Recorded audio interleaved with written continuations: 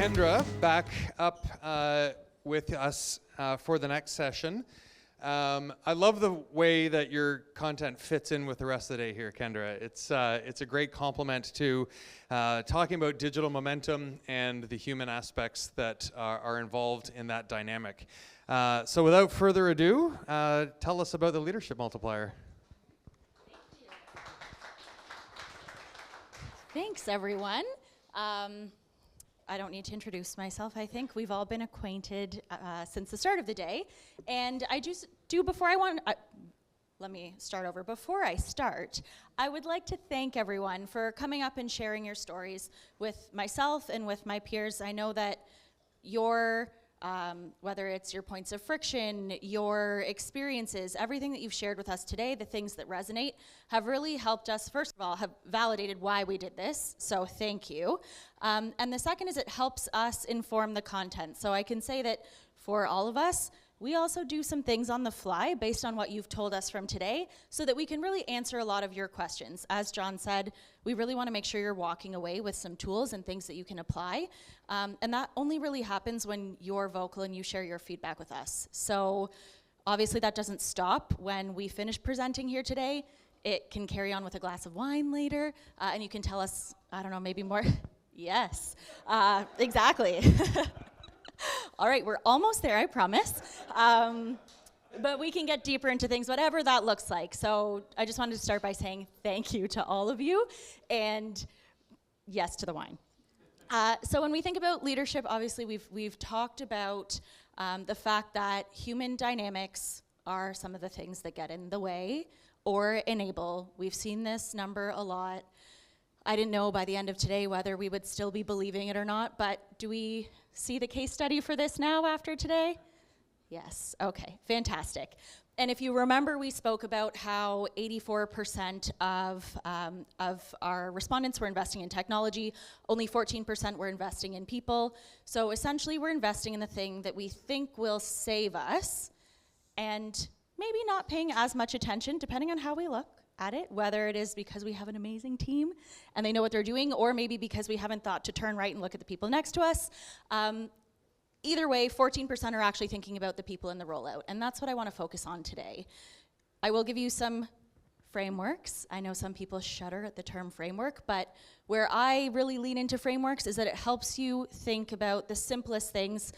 The number one tool that I always turn to, which I think has the biggest impact, I'm sure you've all heard of it, it's free, it's called communication, and that's the number one thing that's at your disposal. You can use it all the time, you get to choose how you use it, you can train it, essentially, right?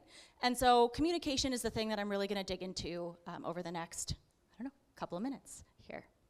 So bear with me. I know we've touched on this with my peers, but every rollout, adoption, change requires three things. We have technology, we have process, and then behavioral.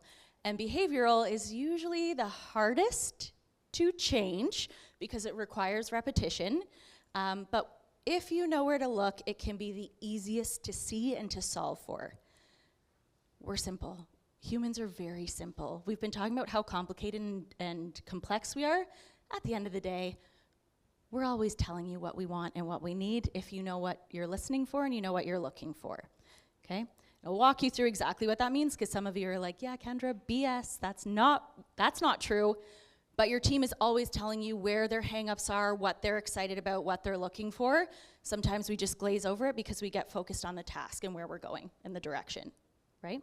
And that's one of the biggest skills you can learn in leadership, is the power and the skill of observation. Knowing what to look for, what to lean into, where to pause, and what people are telling you. So I want to start by sharing a case study. You heard from Welke, this is a different company, and I have many case studies that I could share with you, but I think this one demonstrates those three pieces that I just spoke about the best, because there were a couple of dynamics at play.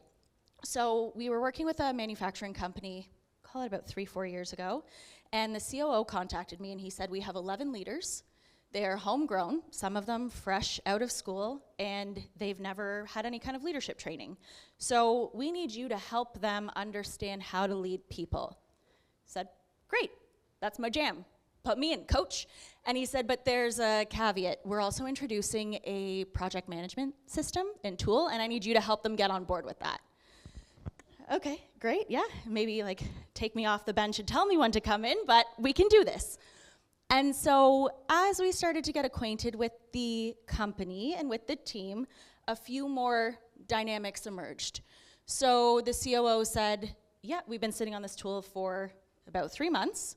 Nobody is adopting it. They're actively revolting against this project management tool.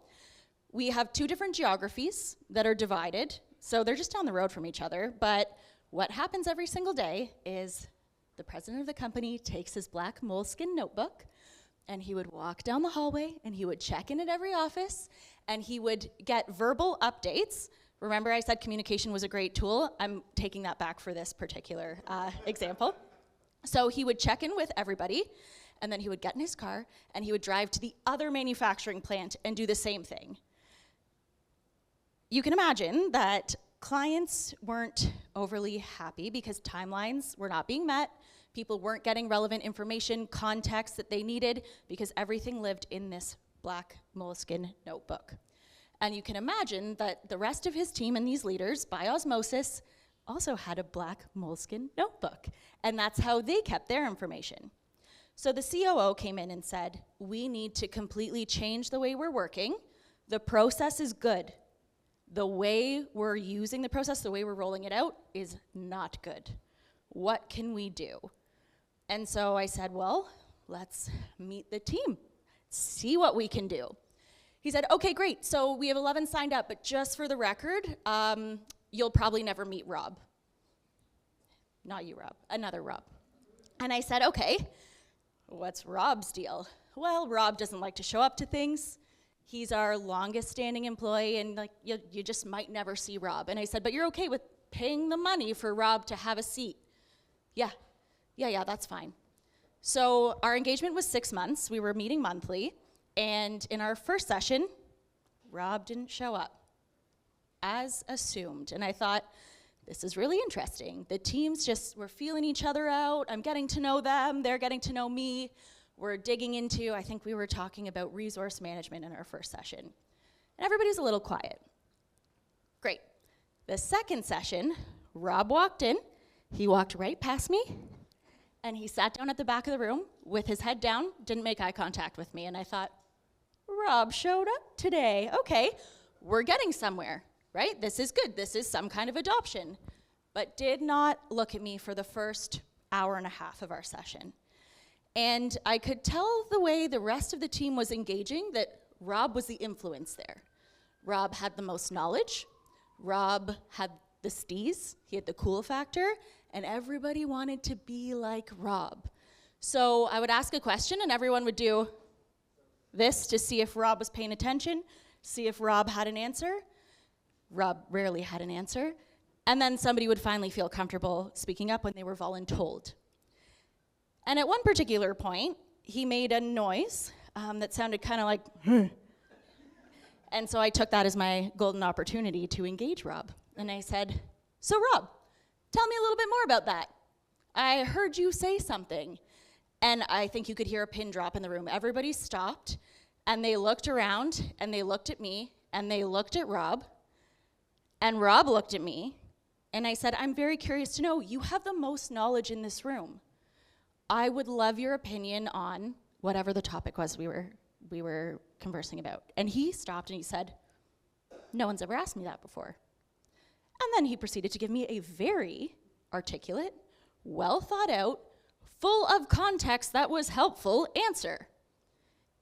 And after that, the rest of the room started to open up. And that was my point of influence. It wasn't the COO, it wasn't the CEO, it was Rob, sitting at the back of the class, who did not want to engage. The subsequent sessions, Rob sat in front of the class. He submitted all of his assignments early. I asked him for some assignments, but he was the #1 advocate for this change management. And the COO came to me and he said, what the hell did you do? This is not the Rob we know. And I said, gave him some airtime. Have you asked the rest of the team why they're so resistant to this change? And he kind of looked around and said, no, I haven't. I've told them what we're going to do. I've told them to tell me what they think about it, but it was more of a directive rather than a two-way conversation. And so as we went through, I will tell you, our main objectives were these pieces here.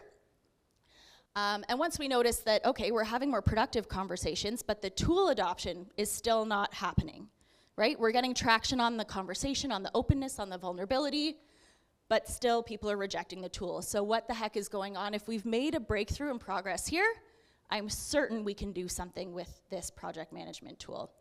And ELT, their assumption was like, everybody's stuck in their ways. You're not gonna change them. And I said, watch us. So, executive leadership team, thank you. The executive leadership team. And so that was their assumption, right?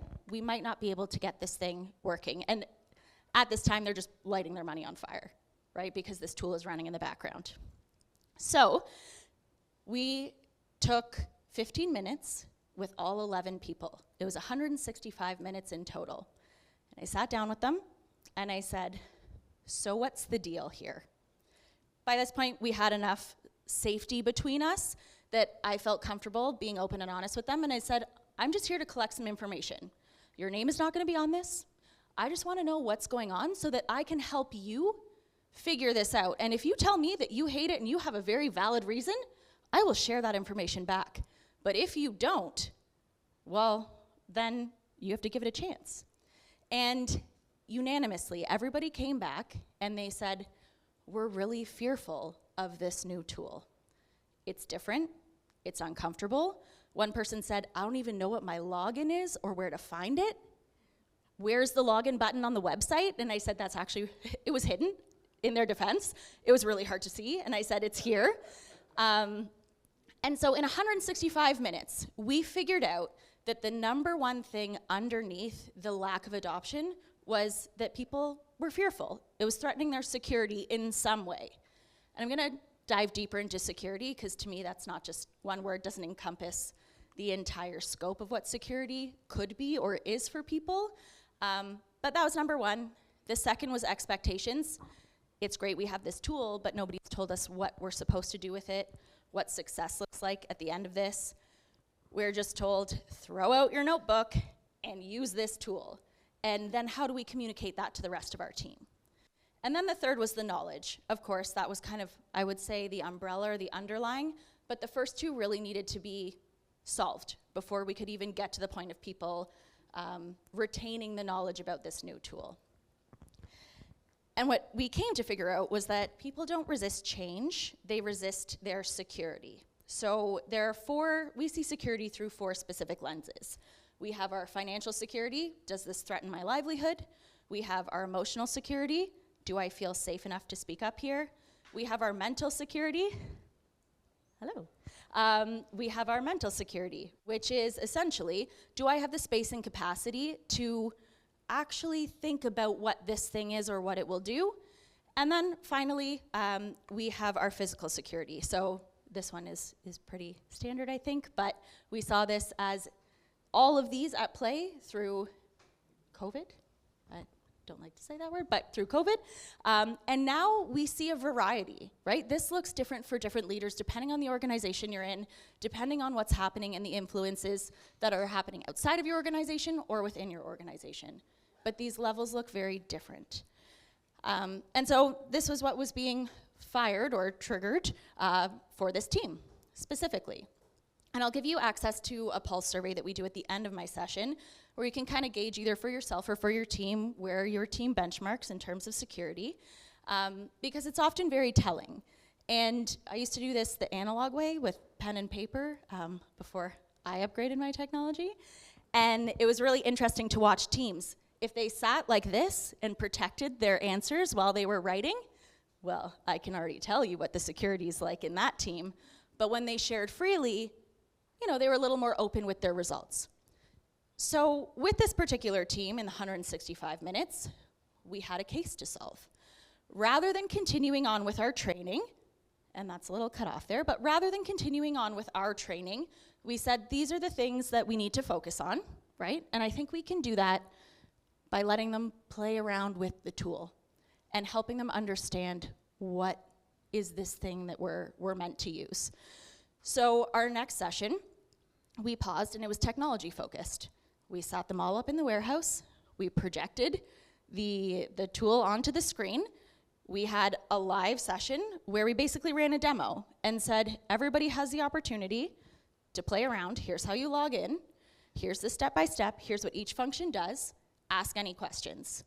And by the end, they said, we didn't even know what to look for, but we feel a lot more comfortable knowing that what we thought this was, what we assumed this was, is very different than what it actually is, right? So then we carried on with our regular programming, and after 60 days, they had full adoption at the leadership level, so that spanned 2 geographies. I think they still had the moleskin notebooks, but I'm not gonna fault them for that, because they are a beautiful notebook. Overall, the team performance improved as well, because not only did we introduce this new tool, but we also added in a layer of accountability for them. So who actually is accountable to using this tool, and how do you monitor and track accountability using this information and this data, which was something that they didn't have before. They were managing performance. The wind's blowing west today. I think you're doing a great job, right? They'd had no way to actually track performance metrics, but now their team was being managed appropriately because they had the data, they had a way to see it in a dashboard, and then with the other quote unquote soft skills that we gave them, they had the frameworks to be able to have those conversations. And finally, their delivery times improved by 90%. And so that was something they were actually losing a lot of clients because, as you can imagine, information was living with each individual rather than being shared collectively. So when we think about the 3 conditions that leaders need to build in order to allow adoption to fully happen, we think about security, which creates willingness. Then we think about our expectations. So I know John leans into metrics a lot, which we've spoken about. And in just a second, I'm going to give you a framework to help you communicate those expectations and those metrics, again, using our free tool, which is communication.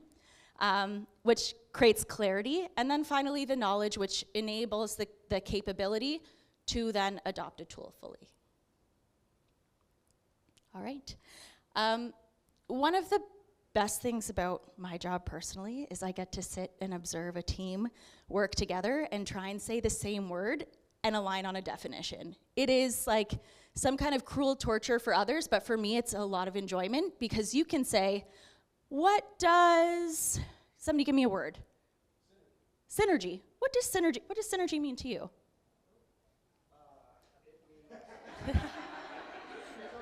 Remember that cruel torture?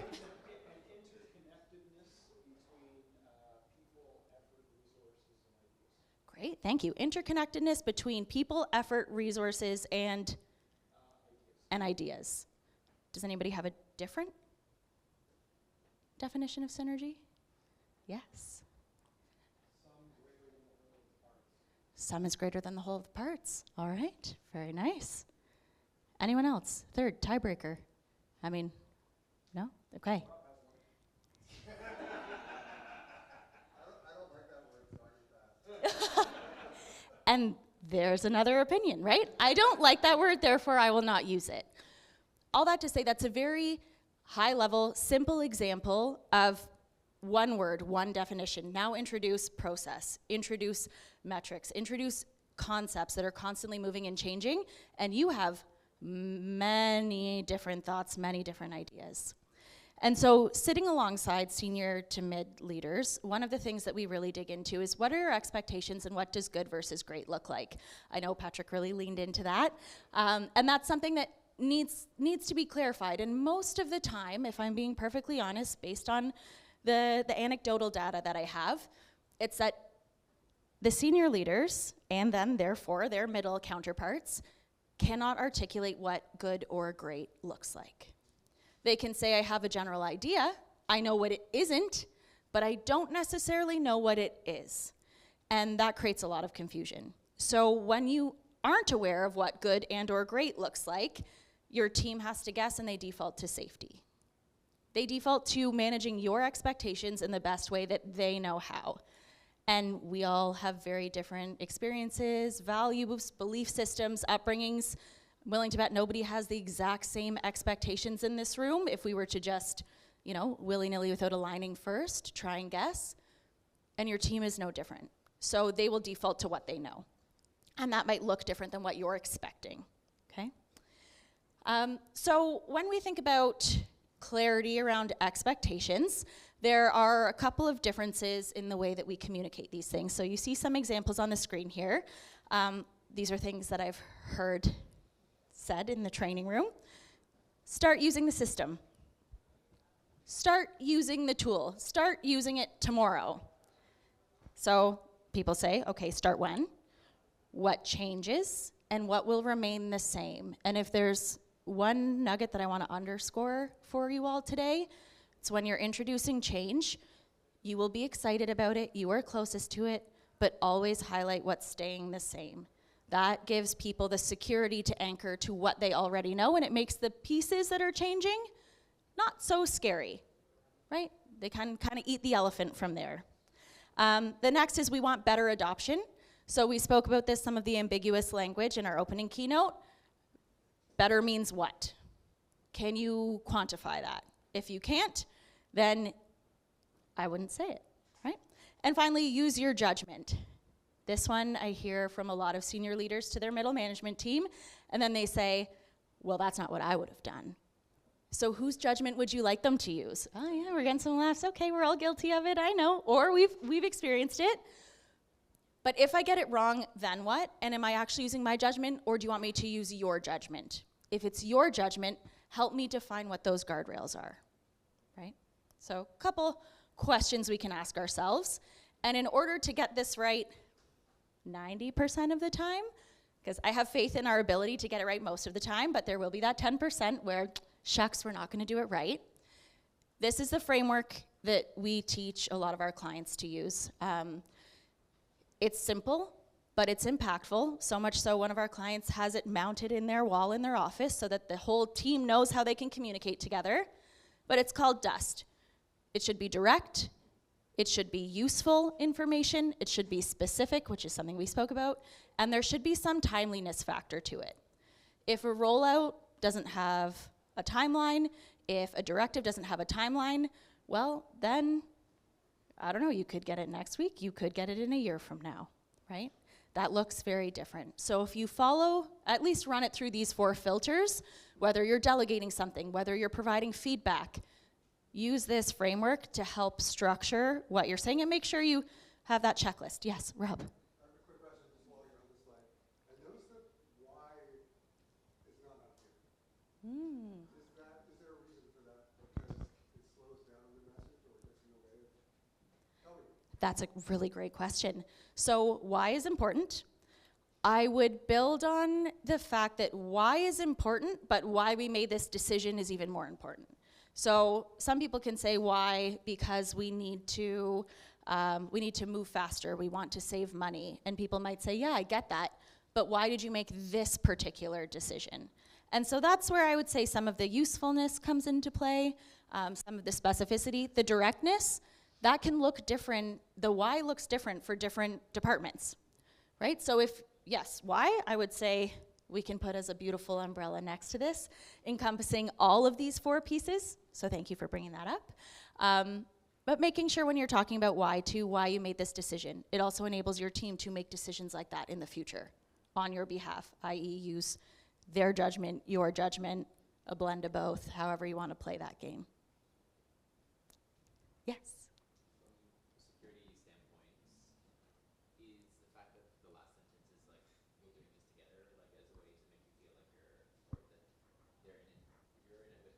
Yes, definitely. Did everybody hear that? The last sentence here. I'm doing the same thing for my own emails, so we're learning together. And the question was, is that last sentence in there from a security standpoint to let people know that you're in it with them and they're not doing it alone? And that is absolutely the reason why, right? A lot of people, again, we learn by osmosis. We're creatures who emulate. And so if they see you doing these things, they will be bought in more. My other question on that note is, if you're not willing to do it and you want your team to adopt something, why would they do it and you wouldn't, right? So there are a couple of different things that couple of different ways we can approach that, but yes, absolutely, that really roots in the security of we're all doing this together, and also gives you a pulse on what's going on, so you can know enough to be dangerous in the conversations with the teams, but you don't have to be fully involved if you're not fully involved in implementation, let's say. This slide has brought up some questions. Any others while we're here? No? Okay, fantastic. So I've walked through security, we've touched on knowledge, and this is our hallmark framework that we use with leadership teams. The acronym is SPARK, and it stands for security. We have praise and expectations, and you might be saying, what does praise have to do on its own? I can tell you there are ways that we can use praise to set completely unrealistic expectations that actually demotivate your team, but there are very effective ways that we can use it as a performance management tool. Acknowledgement, respect, and knowledge. So we dig into each of those pillars. I'm not going to get into that today, but if you have any questions about it, I will be there for that glass of wine tonight, and we can chat about it there. All right, finally, and I don't think I had added another slide in here. After this, I did want to share that my pal Rob sent a meme, and maybe it didn't make it in because it had a swear word in it. And so Google Slides automatically cut it. But afterwards, he sent me a meme via email that was about delegating. And it was essentially, I don't know if anybody's seen the one where it says, my team member asked if they could use the truck to go to the bathroom. And then it shows the door open and the person in the truck going to the bathroom, and it says this is why you have to be clear when you're delegating. So rather than taking the truck to the washroom, they use the truck as the washroom. So needless to say, we had an internal change champion in Rob, and also somebody with great humor. But where initially the COO said, write him off, he's not doing anything, he just needed the chance to be heard. He had so much knowledge, and once we brought that out, he helped everybody else unlock that. And the amount of information we collected from that team was incredible, right? And it just took one conversation of, tell me about your experience, that allowed him to share that. So I mentioned that there is a tool that we use. It's called the Security Pulse Check. It is anonymous, so you don't have to cover your answers like some other teams do. If you would like to take it, it takes probably about 7 to 8 minutes if I'm being honest. But it will give you a rating. You can either take it as a senior leader and a reflection of your team, or you can take it for yourself and how secure you are in your own role. And it'll give you a benchmark across all 4 components of security. From there, it will give you a couple of high-level tools, but it will also route you to my inbox if you would like to chat about it more. I'm always happy to nerd out on these things, so please, by all means, know my inbox is open. Feel free to take some time to do that now if you'd like. If you want to save it for later, I would encourage you just to get a sense of where your team sits and maybe some of those points of friction that are preventing adoption. Gives you some insight into the things you're doing as a leader, the behaviors that you're exhibiting as a leader, and it will also show you the things that you're really knocking out of the park that will enable and are enabling your team to continue to move forward full steam ahead. So with that, I just want to thank all of you again for such an amazing day, for your contributions and your participation, and I look forward to seeing you all this evening.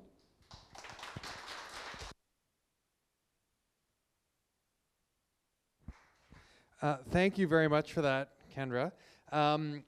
Do we have any questions for Kendra about that content or the topic and the work that she's focusing on? We've got a question back there, Andrea.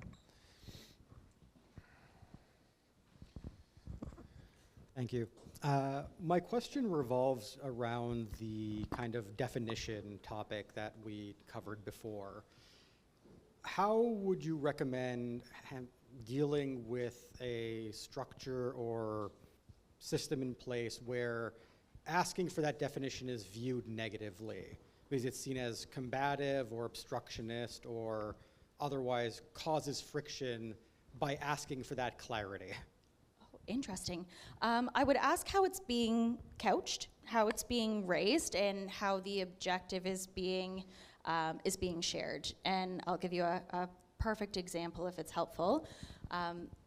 Just the other week, there was a values alignment workshop that one of our clients ran, and I heard about it after the fact. And they said that how it was presented was the problem. The work itself wasn't the issue, but it was presented as, we want to revamp these, we want to come in and change everything. And it made some of the incumbent leaders very defensive, like they had to defend what the exercise was. And it was really, how do we exhibit our values here? How do we lean into the behaviors? Where do we see these in action? But the way it was presented was, we need an overhaul. And so I'm asking for your opinion on this. So that's one way where obviously we can see some, where some discourse might pop up. When you're asking for clarity, I think the simplest thing is to state the objective, up front. I'm asking for this clarity because I've noticed that there's been some misalignment, and I'd love for us to work it out together here in the room. I always like to call out some of the mess too. We have differences of opinion, and that's okay. And so we might not agree with each other. Let's work through that and figure out what this could look like on the other side. Sometimes when you call out that it's not going to be perfect or we might disagree, it gives people the opportunity to openly disagree.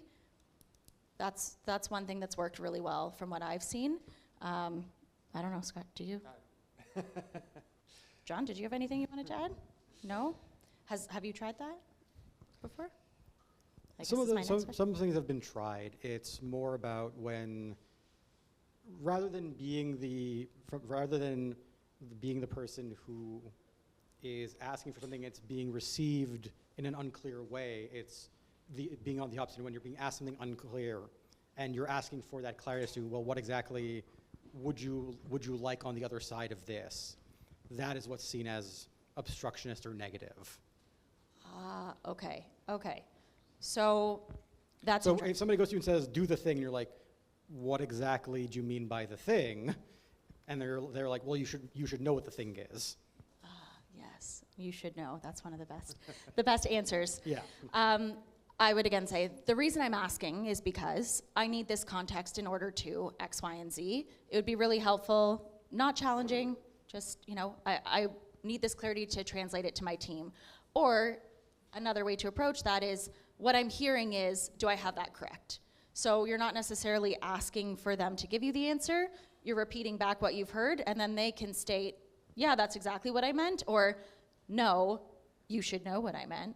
But then if there's a no, then you can say, can I just get some clarity? Clearly, we're misaligned, or I've heard something, so would you mind just elaborating on specific thing? Gotcha, thank you. Any other questions? I have a question for you. Yes. How does somebody get to the point where they bring you in? Great question. I'm not trying to lead that there, but I'm truly fascinated by, like, what is it about an organization where they actually kind of go, what we need is the Venned group? Yeah, I think historically, call it for years 1 through 4 of this business. I've been doing it for 8 years. 1 through 4 was all very reactive. Oh shoot, we have disagreements, or there's conflict within our leadership team, or I, as the senior leader, the founder, the executive, am constantly the bottleneck, and that means that we don't have the training or the accountability within the next layer, and that's where we need to call the Venned group. What I'm seeing more and more years 5 through 8, which is very exciting, is that people are taking more of a proactive approach to development and training and development. So they're saying, listen, we're expanding, we're growing like crazy, and we know in order to sustain this, we need to have a good foundation, and we need to upskill and increase the capacity of our leadership team. And they don't necessarily have the tools for that, because many of them were promoted based on being amazing technical individual contributors. But being a leader is a completely different skill set, and requires, navigating and dealing with humans. So I'm seeing a shift either in, we see where our company's going and we know we need to bring in some help, which is something that a lot of senior leaders don't necessarily have the time or space to do. And nor do they necessarily need to. If you can outsource, that's great. And then they reiterate it and integrate it through their day-to-day actions. But for the reactive, we see a lot of, there's conflict, performance isn't where it should be, turnover, of course, we've all heard that one. But a lot of it is expectations are not being met, and we don't know what to do. I mean, that's a pretty mature growth mindset that I think is coming from that latter group. Are those larger organizations, or is it kind of all over the map? I'd say it's all over the map. Yeah. Some of the smaller companies, they're fast moving and they're nimble, and they pivot often, and they recognize that speed, right? Their speed doesn't necessarily, what did you say, John? Doesn't necessarily mean direction?